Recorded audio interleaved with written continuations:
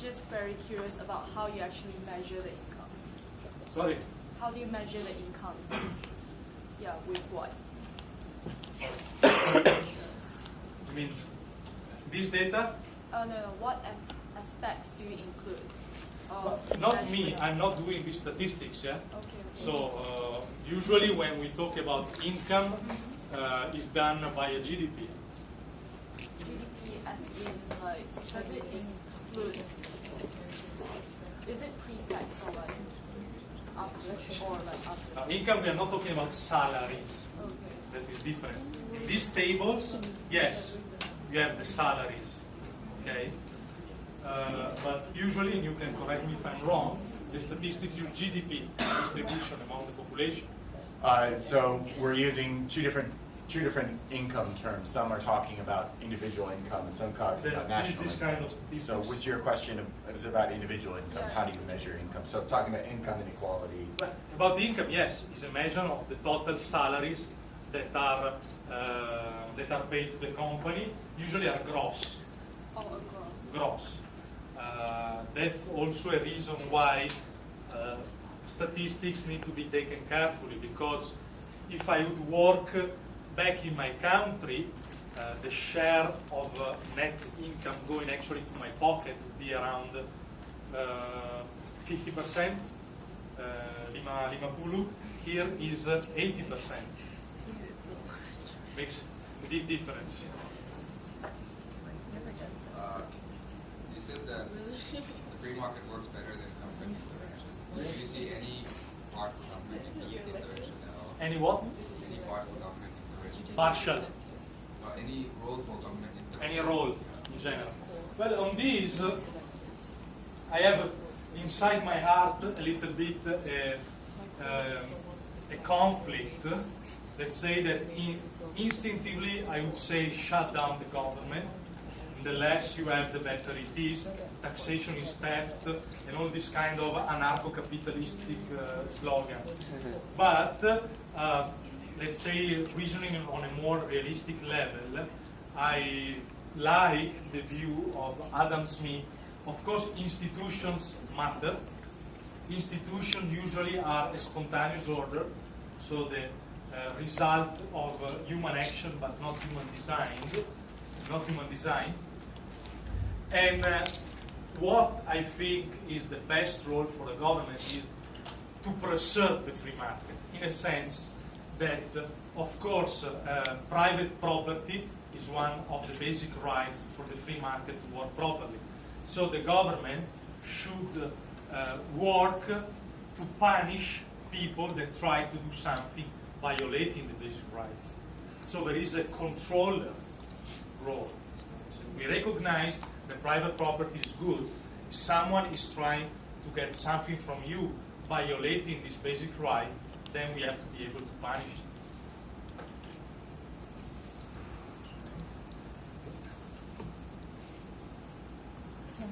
I thought you said that like the private market, one person or one entity can't control everything, but recently wasn't there a statistic that came out that 10 individuals currently have 50% of the entirety of the world's wealth? That's pretty close to one person owning most things. And the other was the wealth, doesn't it concentrate? Like in Australia we have, thanks to a whole bunch of government policies about the free market, but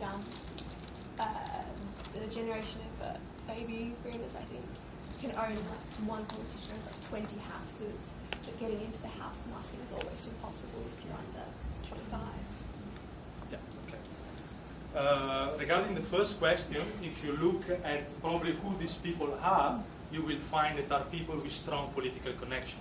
So they are not the result of free market, but rather of both, isn't it?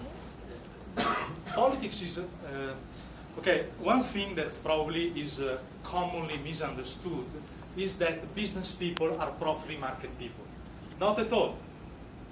The people that are more in charge to preserve free market should be the consumers, because they have all the interest to gain from the free market in terms of choices. I think in my country, when we had only one telephone supplier, that was the government supplier, the price for telephone calls was here. In the moment in which we allow one more competitor, the price dropped down 50%. So even allowing only one more participant. So when you think that business people are usually free market-minded people, that is not true. Business people always look for protection by the government.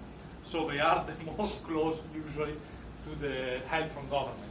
So usually the more radical free market thinker are non-business people or intellectual people.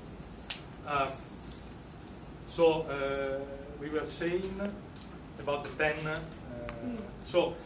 These people probably are business people and they look for political support. Okay, so their concentration is not the result of the free market, but by situations that are positively created by government for them to achieve that level in exchange of something. But it's a loophole in the free market by the government. It's an attempt of the government to violate the rules of free market in order to benefit someone else. Yes. So this is not free market, because it's the government in collusion with some special people violating the free market rules in order to get a mutual benefit. That's the problem. That's more what I'm saying. Like, it's very easy to violate the free market.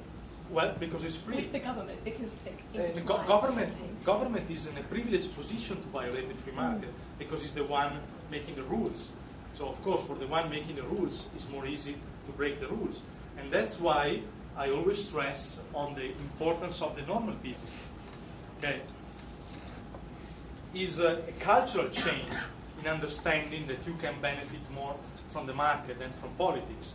But this situation will change not when the politics change, but when the people change. Another example that I always do to my students is you can blame AMNO or whatever, the majority, to be corrupted. But if some political party come to your house and tell to your father, if all your family vote for me, I will give a good job in Malaysia Airlines for your son or your daughter. How many of these people would say no? If the majority of people say yes, then we cannot blame the government to be corrupted, because people are already corrupted. And if people are corrupted at the lower level, the people at the higher level can only be corrupted at the higher level. So freedom implies responsibility, personal responsibility. Is not easy to be free. And therefore it implies a cultural change first. Then regarding the housing market, this is a problem of the market in the same problem. Of course, there is also a cultural problem here in which your generation grew with the obsession to own a house. I lived all my life, and I'm presently living in a rented place. Even when I was small, I come from a poor family. My family never had money to buy a house. Now I bought a house for my family, for my parents. But I don't suffer any depression complex for that. So you can live and grow up with a sound mind, more or less, go and work and be successful, even if you live in a rented place. So first, there is this cultural barrier. Second, there is a housing bubble that spread from Europe to other countries, and this is the reason why prices are ridiculously high. And here I will not buy a house at these conditions because it's ridiculous. But this is how the bubble is created, and then you should go and discuss about business cycle theory and how monetary manipulation by central banks allow bubble to be created. But this would require another lesson. Eventually you can drop an email and I can send you some further readings on this. Just to advertise, we will be talking about those things later in the semester. Can you decide? Let's see, it was we have so 1, many. 2, 3, 4. You mentioned that the inequality rhetoric assumes the cake doesn't grow. But what about the situation where there are finite resources and the cake really cannot grow? So then I believe you would say that, sure, the cake cannot grow, so the entrepreneurial spirit it would be to go and look for a different cake. But what about issues like factor immobility and all that? Immobility and retraining. It's easier said than done to, let's say, An oil engineer suddenly becomes a solar engineer. You know, it's easier said than done to move, so how do you overcome Well, that? I was a teacher in history and now I sell incubation machine for chicken eggs. So everything is possible in life if you allow things to be possible. In general, I would say that the scenario in which the cake cannot grow is not considerable. And I tell you this because I still believe in the power of brain. The problem is never resources. And I give you a very simple example. The part of the world that are richer of resources were historically the poorest. Look at Africa. Africa is the continent with the highest number of natural resources. And look at Europe. Europe is the country poorer of resources, is the continent poorer of resources. So how historically is possible that the continent with the less available resources is the continent that more or less for a couple of millennia influenced the rest of the world? Why are the Portuguese came here, not the Sultan of Malacca, going back to Europe? So this is pose a cultural question that is impossible to answer here. But I strongly believe that the key for development is not in resources, but in brain. As far as we have brain, there is room for growth. So two. Sorry, I kind of disagree with a lot of things that you mentioned, try to make it as condensed as possible. In regard to free market, you failed to mention financial crisis, which is the product of free market itself. No, it's a product of government intervention. I wrote extensively about this. I can send you the papers in which I demonstrate. Of government intervention to everything. A handful of bankers can literally try to go. Yes, and full of bankers that could do that because of artificial monetary manipulation Yeah, but created. do you think that you need regulation because of that? Well, so far regulation did only thing worse. Also, So who decide? Look at the example.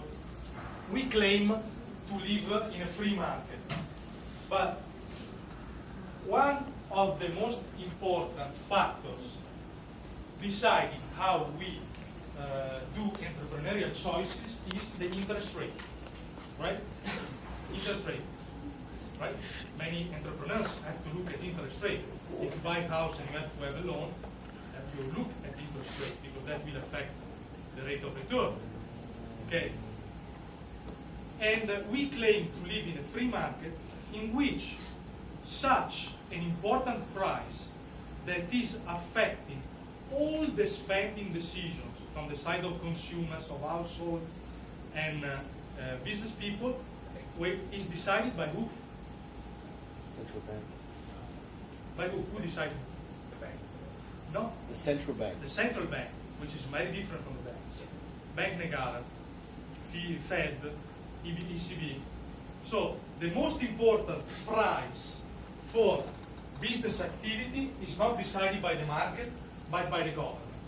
And as the Austrian economics iteration abundantly demonstrated in the last 150 years, the role of this price in determining business cycle is the crucial role. So if, here we should go into a discussion about how business cycles are generated. But if, following my perspective, business cycles are generated by manipulation, government manipulation of interest rate, we cannot blame the market. You showed statistics about how things were back then. I'm not going to disagree that people who are in the abject poverty level were pretty helpful. But looking at developed states right now, it's somewhat in decline. And when you use Malaysia as an example, it's in the Pacific, it's in Asia Pacific century. And I think there's many different factors that play into it as well. So when you say Malaysia, the good times, it's now we're quite having good time when it comes to economics and stuff like that. But once it reaches developed states in the future, it will become like the developed states as well, in that sense that economic inequality will increase. And if you want to use examples like Venezuela and all that, history in why those governments over there use hardcore socialism because of the European invention and American hegemonic position and stuff like that, installing these states. Do you think that all those other factors play a role as well? Yes, It's of not course. just Malaysia is already on the way to follow all the bad examples from Europe. And Europe is cracking down. So the situation in Europe, because of the socialist, the protection, do you think is so good? I mean, I have an eyes problem. Okay, evidently I use already 2 pair of glasses, so I need to go to visit the doctor quite often. And people tell me, in Italy you have free healthcare. Free means that the government keep 50% of my income every month from my payroll, so that is the concept of free. And yes, I can go to government hospital to get a free visit, and the waiting list is 2 years. I calculated how much money I pay to the government if I work in Italy, and how much money I pay now to my private insurance, which is covering me all around the world, whatever I get, and just cover me for 1 year cancer treatment, is much cheaper than what the government is asking me. Yeah, but I think that's a separate issue. I think that's more on the delivery aspect of it. On what? On the delivery aspect of it, how fast your government can provide the services. If you understood the problem of calculation that I mentioned before, the problem of speed sooner or later will happen. Here you are still very lucky because government is very present in the economy, but in a way is delivering something. I have honestly, if I look back at the European governments, to admire Malaysian governments about infrastructure, etc., etc. But as can be already seen from the political debate, this big government intervention is having a cost. Why government implemented GST without decreasing income tax? Why there is now the new law about withholding taxes? What we are talking about increasing GST. These things are, as a company, we have to declare now in Malaysia every year how much we expect to earn next year, and therefore pay in advance the taxes for 2018 now. So what we should actually pay in 2019 is paid in 2017 as a forecast. But why is that? And these things are happening in Europe already since 20, 30 years. So why Malaysia is coming here? Because the government intervention brings always the need for money. You cannot do things without money. This is a basic rule. Someone has to pay for it. At the expense of freedom. It's not only at the expense of freedom, it's also at the expense of taxpayers. So it's much more practical than that. The generation of my parents enjoyed this government spending, in which the government was doing this, was doing that, fantastic country, Italy like that. Nobody was paying. Our public debt growth now I think is around 128% of the GDP.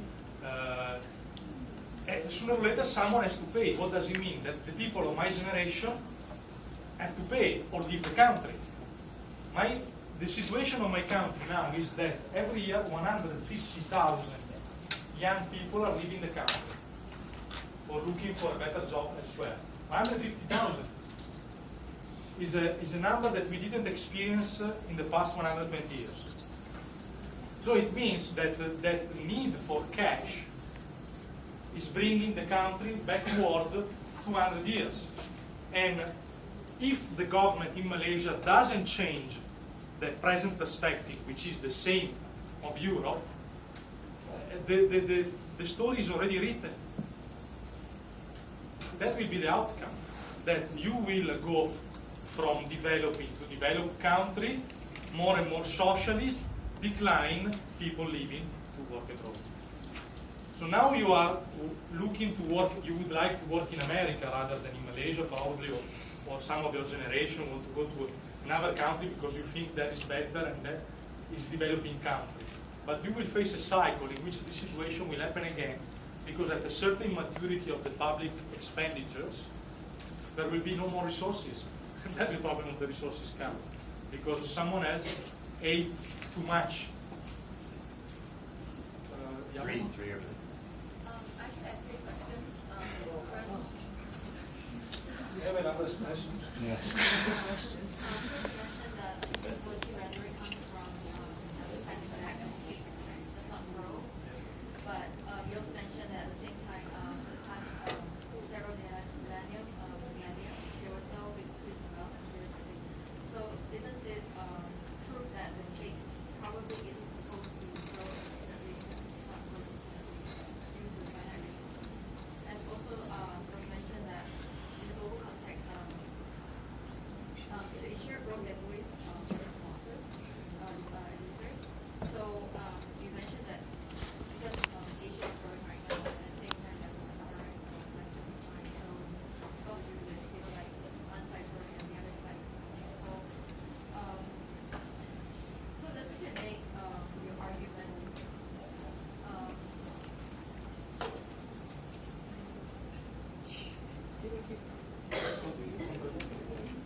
that's not really the word I was looking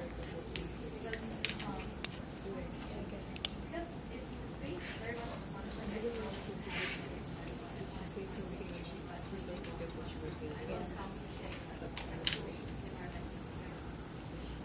But, And that's my first question. And my second question is, you also mentioned that there's microreality. No, no, there are indicators that nobody cares. all right. And okay, so my third question is the fact that you mentioned that you also insinuated that Europe is better than Africa because we use, as you know, instead we use grain the standard in their resources. Is this supposed to add something? But I start with the third one. I know that it's not politically correct to say these kind of things, and luckily politically correctness is not allowing us to tell things. But there is a fact that for 2,000 years, more or less, Europe was far ahead compared to other continents in terms of economic development. If you think all the accounting instruments that you are using nowadays, like the double-sided, double entry, when it was invented in Italy, in 800 years ago, the glasses that you are using were invented in Europe, certain kind of agricultural techniques were invented in Europe. So there is a fact that for a couple of millennia, Europe was far ahead of the rest of the world, independently from natural resources. This is a fact. Then there are several explanations. There is an example, an author called Jared Diamond, that says that we were more advanced because we were traveling abroad, spreading disease abroad, and the other people died because of the disease that we spread to the other people. It's an explanation. There are other explanations that focus more on cultural factors or even on religious factors.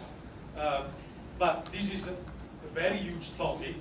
I can send you a list of readings, if you like, with all the different approach, the materialistic approach, the cultural approach, the religious approach. There are many. Of course, I have my own perspective on this, but it's a very complicated issue, and an issue that if I was an Asian, I would try to give an answer. Why? I mean, because there is sometimes, this is bad for you, because in a certain way, in particular in the past, things are changing, but there was the idea that Orang Putih are rich because they are Orang Putih. No? That is of course not true. And not all the Orang Putih are rich. I come from a very poor family, I can tell you. I started to work when I was 12. So just to be sure that I'm not the son of Bill Gates or something like that. My father was a truck driver and my mother was a maid. So this is my background. But if you want to find an answer, you need to study.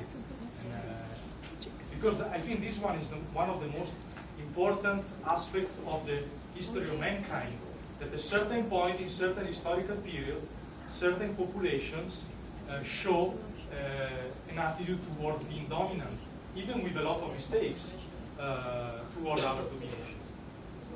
It's interesting to give an answer, try to give an answer. But to give an answer, you have to read a lot, to study a lot, and eventually also to travel and to read, because my perspective, and to live in other countries, because my perspective on this changed since I came to live here. And I came to understand a little bit the local culture, I have a local vibe, and etc. Regarding the first one about indefinite growth, I don't say no yes, no no. Growth can happen, and I still remain convinced that is mostly related with our capability to innovate. Things went slower in the past millennia, because of technology, communication. Then development is like a snowball, no? So become bigger and bigger because of the accumulation of knowledge. And also we cannot say that the 200 years, the last 200 years development is the result simply of the Industrial Revolution, because the Industrial Revolution is a consequence of something else. And why Industrial Revolution happening in England and not in Italy or not in France? France, in example, was in terms of resources better suited for Industrial Revolution than England. But why that happened first in England? And why that happened in the cotton industry instead of the wool industry? So there are a lot of questions. So if you look backward, there are always factors that affected what happened later. So the growth is like a snowball.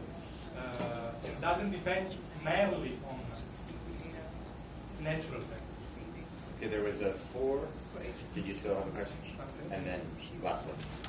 I just wanted to know the environment is that Piketty doesn't assume that it came, because I'm pretty sure that Piketty did mention that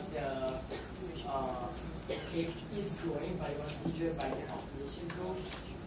That is why he's mentioning that the 21st century is going back to the in the pre-World War II situation, because of the same circumstances that we got happened with the lack of the population. Instead happened the contrary. Instead happened the contrary. Because Yeah, we saw, because the sevenfold increase in population happened mostly after World War II. And after World War II, the number of people living in poverty decreased sharply compared to what was happening before. But that's not the case in the Europe and Japan, because there are population. Yeah, but we are talking about world population. Not talking about Europe or Japan population. Japan is quite isolated. It's true the population of Japan is shrinking. Europe is a little bit mixed, because it's true that white people are not making more children, but there is an increase in population because of the immigrants.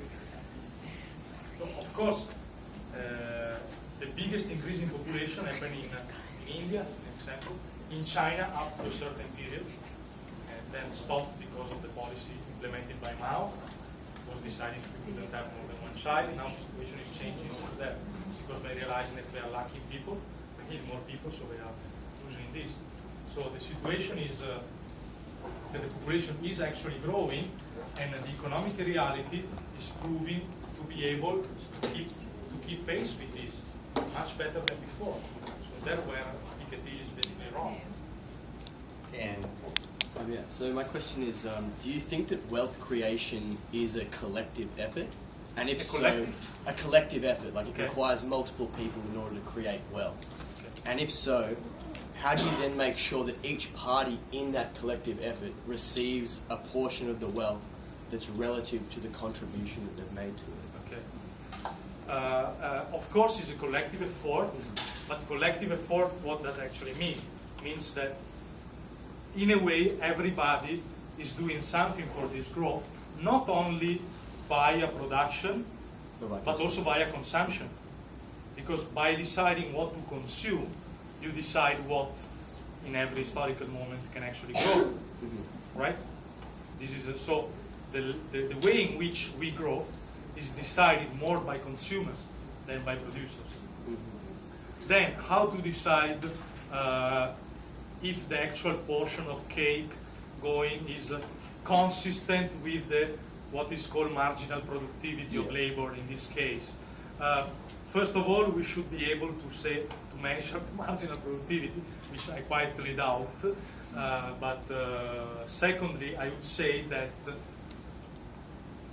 the more the interaction between the different actors in the production process is free, the more likely you will get a share that is equal to your contribution. And this is possible because of the more also open is the market. Because looking at my example, I was pretty convinced that in Italy I was not paid according to my productivity, okay? Because of the global market, I could find a place in which someone found the way to evaluate my contribution higher than what it was evaluated in Italy. And this happened with an American company that decided to send me to work here. So this happened because of the openness of the market rather than because of regulation. So what proportion would you then say should the state get? Because obviously the state does play a huge role in that creation of the wealth. It provides you with, a workforce that's educated through a public system. It provides you with roads. It provides you with a legal framework that even allows these economic interactions to take place. So the price mechanism that you give wages to people, that determines resources that are given to producers and consumers. But it seems to me the only way that a state can get a share of that is through taxation. Yeah, of course. So then how can you specifically say what share of a certain income or production the state is or isn't entitled to? Well, I would say that I would like to see the government less and less involved in this process, even in education, in this. Because again, if I look, because you mentioned public education and so-called free education, and if I look at the percentage of the income that is kept from my taxes, is quite far from being free. It is paying a long 20 years of taxation. Okay?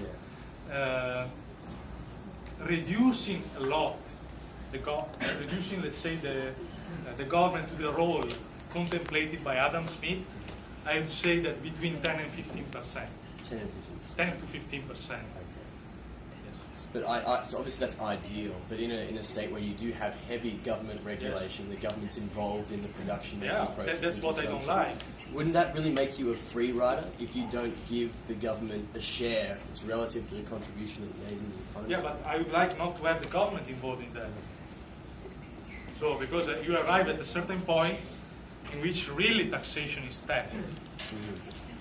Because when the government is starting to ask you 50%, because it is involved at 50% of the economy, then you should think, why should I still work in this country? All right, I'm going to close it down there. So I would like to thank you once again for sharing your